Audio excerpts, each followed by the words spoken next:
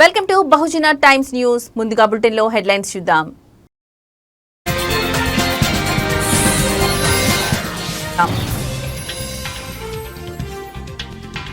బంగాళాఖాతంలో అల్పపీడనం, తెలంగాణకు 4 రోజులు వర్షాలు.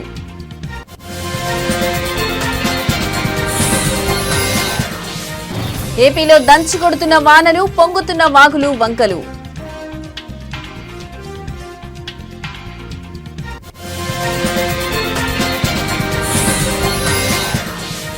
బెట్టింగ్ యాప్స్ లో కొనసాగుతున్న ఈడీ దర్యాప్తు, ఈడీ విచారణకు హాజరైన మంచు లక్ష్మి.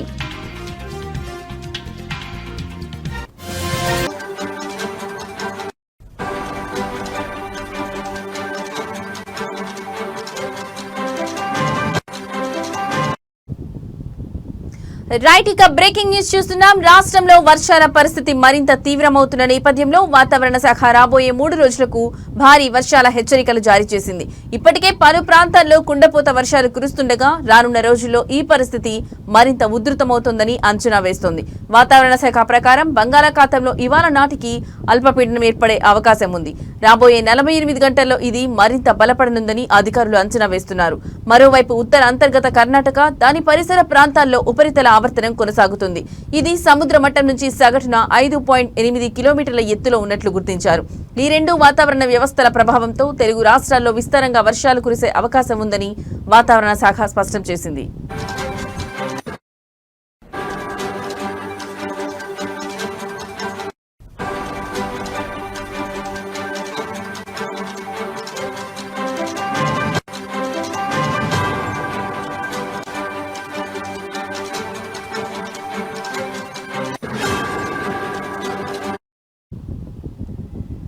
మంగళవారం రోజున తెలంగాణలోని హన్మకొండ, జనగాం, మహబూబాబాద్, వరంగల్, యాదాద్రి, భువనగిరి జిల్లాల్లో అతి భారీ నుంచి అత్యంత భారీ వర్షాలు కురిసే అవకాశం ఉన్నందున రెడ్ అలర్ట్ జారీ చేశారు.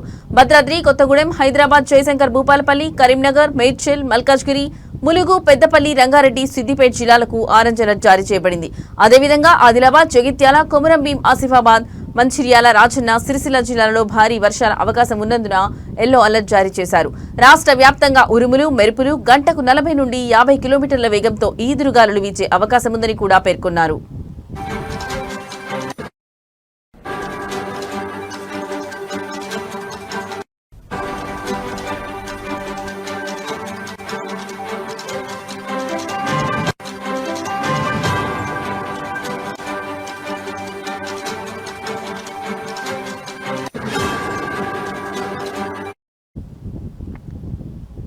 ఇవాళ రోజున మెదక్, సంగారెడ్డి, వికారాబాద్ జిల్లాలో అతి భారీ నుంచి అత్యంత భారీ వర్షాల హెచ్చరికలతో రెడ్ అలర్ట్ ప్రకటించారు. భద్రాద్రి కొత్తగూడెం, హనుమకొండ, హైదరాబాద్, జనగాం, ఖమ్మం, మహబూబాబాద్, మేడ్చల్, మల్కాజ్గిరి, నల్గొండ, రంగారెడ్డి, సిద్దిపేట, సూర్యాపేట, వరంగల్, యాదాద్రి, భువనగిరి జిల్లాలో భారీ నుంచి అతి భారీ వర్షాల అవకాశం ఉన్నందున ఆరెంజ్ అలర్ట్ ఇచ్చారు. అలాగే ఆదిలాబాద్, జగిత్యాల, జయశంకర్ భూపాలపల్లి, కరీంనగర్, కొమురంభీం, ఆసిఫాబాద్, ములుగు, నిజామాబాద్, పెద్దపల్లి, రాజన్న, సిరిసిల్ల జిల్లాల్లో భారీ వర్షాలు కురిసే అవకాశం ఉన్నందున ఎల్లో అలర్ట్ జారీ చేశారు.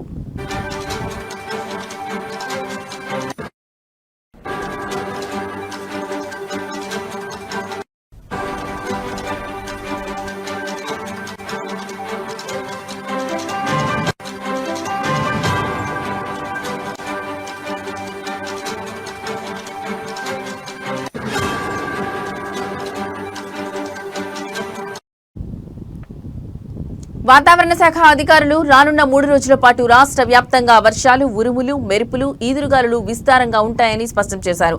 ప్రత్యేకించి రెడ్, ఆరెంజ్ అలర్ట్ ఉన్న జిల్లాల్లో నివసించే ప్రజలు అనవసరంగా బయటకు వెళ్లకుండా జాగ్రత్తలు పాటించాలని సూచించారు. నీటి ముంపు ప్రాంతాల్లో నివసించే ప్రజలు ముందస్తు చర్యలు తీసుకోవాలని, అధికారుల సూచనలు పాటించాలని సూచించారు.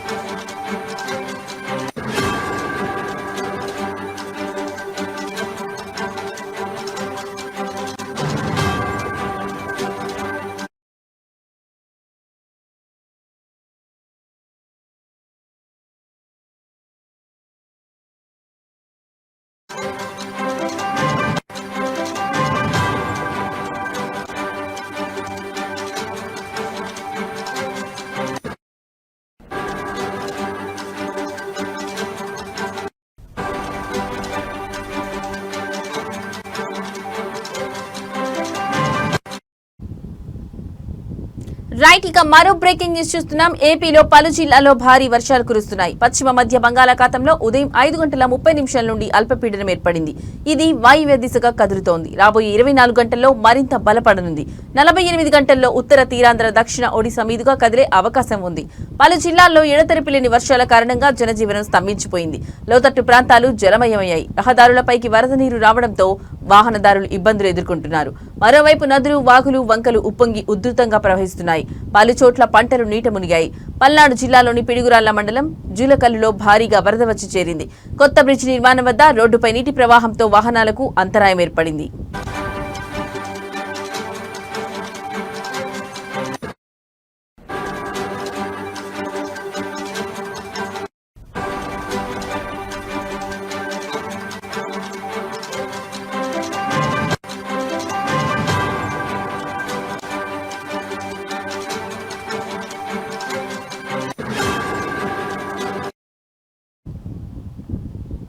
పిడుగురాళ్ల కారంపూడి వెళ్లే రహదారిపై రాకపోకలకు అంతరాయం ఏర్పడింది. జేసీబీతో రాకపోకలకు అంతరాయం లేకుండా ఏర్పాట్లు చేస్తున్నారు.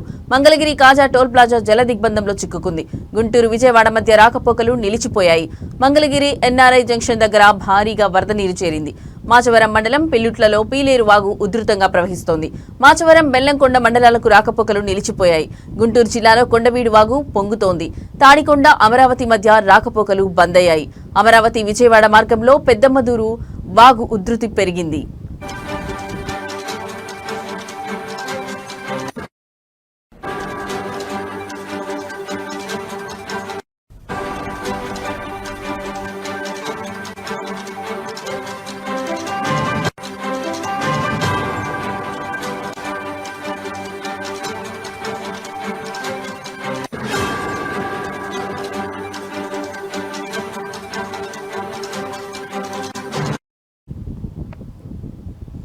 గుంటూరు మార్గంలో నరుకుళ్లపాడు, లాం వాగులు పొంగడంతో రాకపోకలు నిలిచిపోయాయి. గుంటూరు జిల్లా మంగళగిరిలో వర్షానికి వేల ఎకరాలు నీట మునిగాయి. దుగ్గిరాల మండలం మంచికలపూడి, కంఠంరాజు, కొండూరు వద్ద వాగులో లారీ చిక్కుకుంది. ఉమ్మడి కర్నూలు జిల్లాలోని పలు ప్రాంతాల్లో వర్షాలు కురుస్తున్నాయి. మహానంది, దోర్నిపాడు, కోవెలకుంట్ల, ఆదోని, ఆస్పరి, కౌతారం మండలాల్లో, కర్నూలు నగరం సహా నంద్యాల పట్టణంలో వర్షం కురుస్తోంది. కృష్ణా జిల్లాలోని ఉంగుటూరు మండలం నందమూరులో ఎడతెరిపి లేని వర్షం కురిసింది. నందమూరు వద్ద ఆటోపై తాటి చెట్టు విరిగిపడడంతో పలువురికి గాయాలయ్యాయి. నేడు, రేపు కోస్తాంధ్రలో పలుచోట్ల అతి భారీ వర్షాలు కురుస్తున్నట్లు విపత్తుల నిర్వహణ సంస్థ హెచ్చరించింది. ఈ రోజు పశ్చిమ గోదావరి, ఏలూరు, కృష్ణా, ఎన్టీఆర్, గుంటూరు, బాపట్ల, పల్నాడు, ప్రకాశం జిల్లాల్లో పలుచోట్ల భారీ వర్షాలు కురుస్తాయి. గంటకు 40 నుండి 50 కిలోమీటర్ల వేగంతో ఈదురుగాలులు వీస్తాయి. మత్స్యకారులు వేటకు వెళ్లొద్దన్న విపత్తులు నిర్వహణ సంస్థ ఎండీ ప్రఖర్ జైన్ తెలిపారు.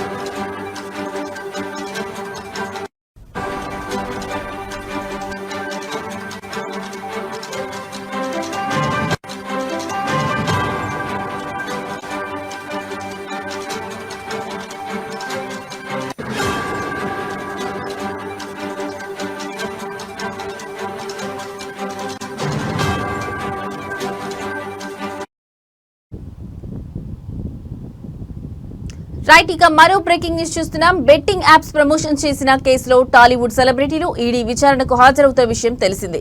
తాజాగా heroine Manchu Lakshmi betting apps promotions కేసులో ఈ రోజు ఉదయం ఈడీ విచారణకు వచ్చింది. ఈడీ ఇచ్చిన నోటీసుల్లో ఆమె బ్యాంక్ ఖాతాకు సంబంధించిన అన్ని స్టేట్మెంట్లను తీసుకుని రావాలని సూచించింది. ఈ మేరకు మంచు లక్ష్మి ఈ రోజు బ్యాంక్ స్టేట్మెంట్ తీసుకుని వచ్చింది.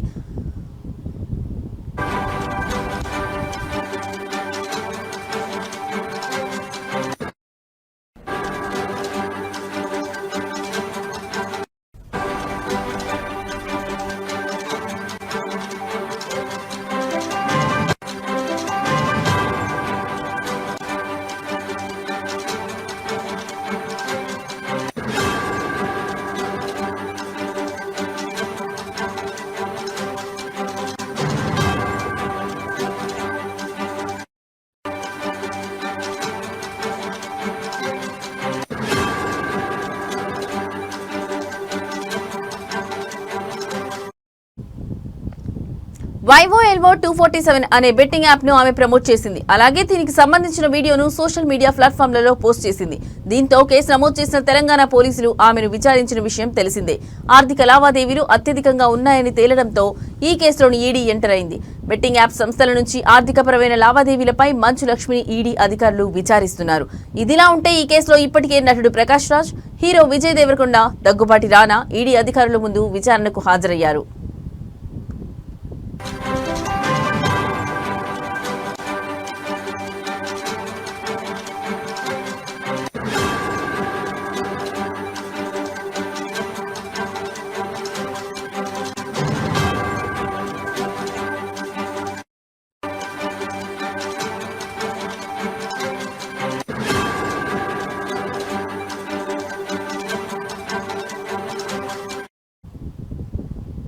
రైట్, ఇక బ్రేకింగ్ న్యూస్ చూస్తున్నాం. బెట్టింగ్ యాప్స్ ప్రమోషన్ చేసిన కేసులో టాలీవుడ్ సెలబ్రిటీలు ఈడీ విచారణకు హాజరవుతున్న విషయం తెలిసిందే. తాజాగా heroine Manchu Lakshmi betting apps promotions కేసులో ఈ రోజు ఉదయం ఈడీ విచారణకు హాజరయ్యారు. ఈడీ ఇచ్చిన నోటీసుల్లో ఆమె బ్యాంక్ ఖాతాకు సంబంధించిన అన్ని స్టేట్మెంట్లను తీసుకుని రావాలని సూచించింది. ఈ మేరకు మంచు లక్ష్మి ఈ రోజు బ్యాంక్ స్టేట్మెంట్ తీసుకుని వచ్చింది. YOLO 247 అనే బెట్టింగ్ యాప్ ను ఆమె ప్రమోట్ చేసింది. అలాగే దీనికి సంబంధించిన వీడియోను సోషల్ మీడియా ప్లాట్ఫామ్లలో పోస్ట్ చేసింది. దీంతో కేసు నమోదు చేసిన తెలంగాణ పోలీసులు ఆమెను విచారించిన విషయం తెలిసిందే. ఆర్థిక లావాదేవీలు అత్యధికంగా ఉన్నాయని తేలడంతో ఈ కేసులోని ఈడీ ఎంటర్ అయింది. బెట్టింగ్ యాప్ సంస్థల నుంచి ఆర్థిక పరమైన లావాదేవీలపై మంచు లక్ష్మిని ఈడీ అధికారులు విచారిస్తున్నారు. ఇదిలా ఉంటే ఈ కేసులో ఇప్పటికే నటుడు ప్రకాష్ రాజ్, హీరో విజయ్ దేవరకొండ, దగ్గుబాటి రానా ఈడీ అధికారుల ముందు విచారణకు హాజరయ్యారు.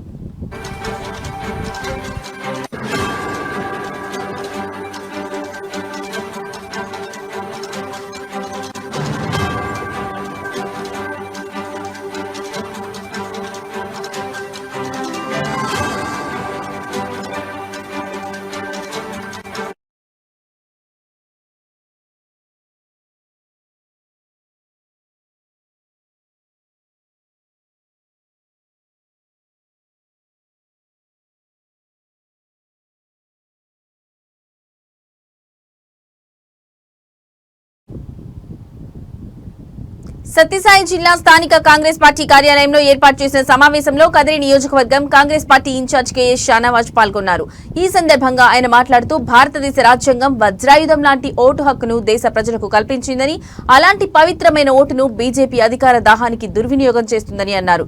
లోక్సభ ప్రతిపక్ష నాయకుడు రాహుల్ గాంధీ గారు సాక్ష్యాధారాలతో సహా నిరూపించడం జరిగిందని అన్నారు.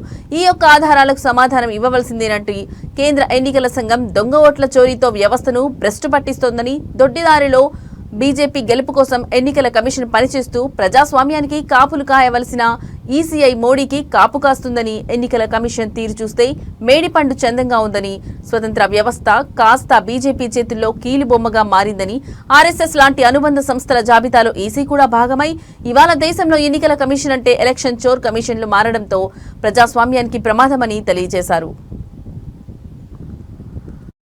ఓట్ చోరీతో వచ్చిందని చెప్పి ఈరోజు భారతదేశ వ్యాప్తంగా ప్రజలందరూ కూడా కన్ఫర్మ్ చేసుకున్నారు. ఓట్లను దొంగలించి అధికారంలోకి వచ్చినటువంటి భారతీయ జనతా పార్టీ, ఆ పార్టీకి చెందినటువంటి నాయకులు సిగ్గుతో తలదించుకోకుండా భారతీయ జనతా పార్టీకి చెందినటువంటి నాయకులతో కాంగ్రెస్ పార్టీ మీద, రాహుల్ గాంధీ మీద అవాకులు చవాకులు పేల్చడం దయ్యాలు వేదాలు వర్ణించినట్టు ఉందని చెప్పి ఈరోజు తెలియజేస్తున్నాం. గతంలో జరిగినటువంటి 3 పార్లమెంట్ ఎన్నికల్లో మీరు దొంగ ఓట్లతో దొంగతనం చేసి గెలిచినారని చెప్పి అనేటువంటి విషయం తెలిసి కూడా ఆధారాలు లేకుండా ఇన్ని సంవత్సరాల నుండి రాహుల్ గాంధీ గారు మౌనంగా ఉండి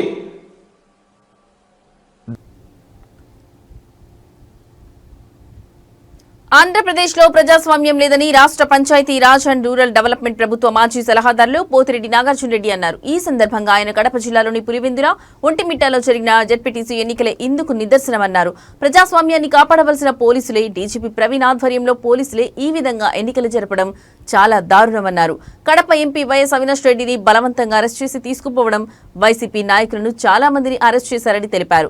ఓటర్లు కాకుండా బయట నుంచి వచ్చిన వేలాది మందితో ఓట్లు వేయించడం, ఇదంతా మీడియా ద్వారా వారి గ్రామస్తులు కాదని రుజువైందని ఆయన ఆరోపించారు. ఒక మంత్రిగా పనిచేస్తున్న రాంప్రసాద్ రెడ్డి ఆయన వెంట వందలాది మందిని వెంట పెట్టుకుని ఒంటిమిట్ట మండలంలో వైసీపీ ఏజెంట్లను బూతుల నుండి బయటకు లాగి కొట్టడం, రిగ్గింగ్ చేయడం జరిగిందని ఆయన ఆరోపించారు.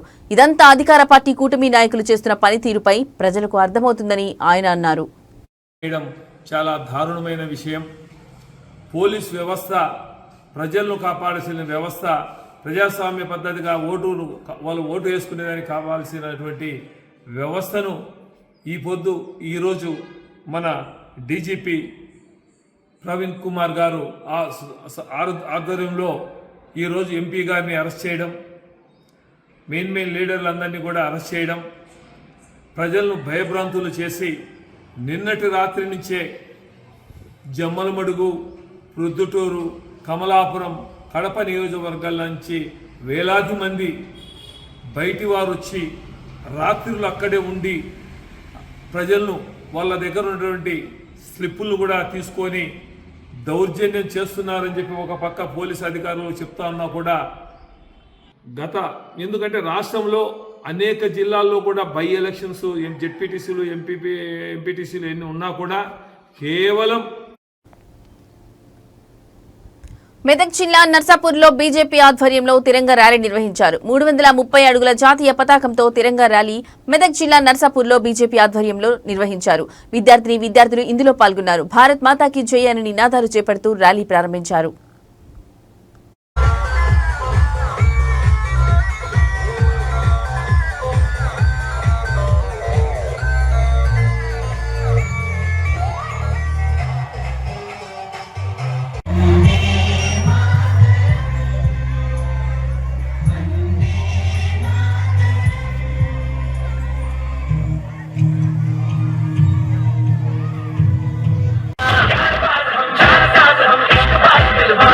कहते हैं हमको प्यार से इंडिया वाले, हम इंडिया वाले, छुड़ा दे हम इंडिया,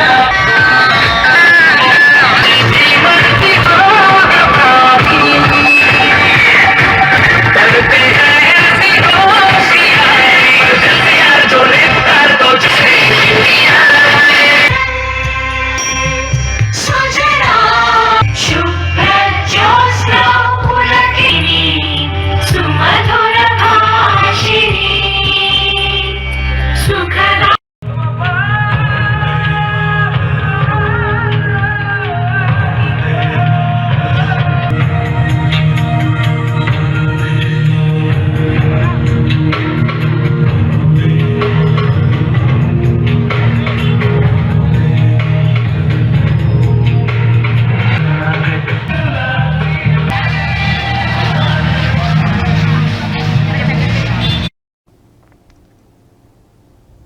నిర్మల్ జిల్లా సిద్దాపూర్ డబుల్ బెడ్రూమ్లను మాజీ మంత్రి అల్లోల ఇంద్రకరణ్ రెడ్డి పరిశీలించారు.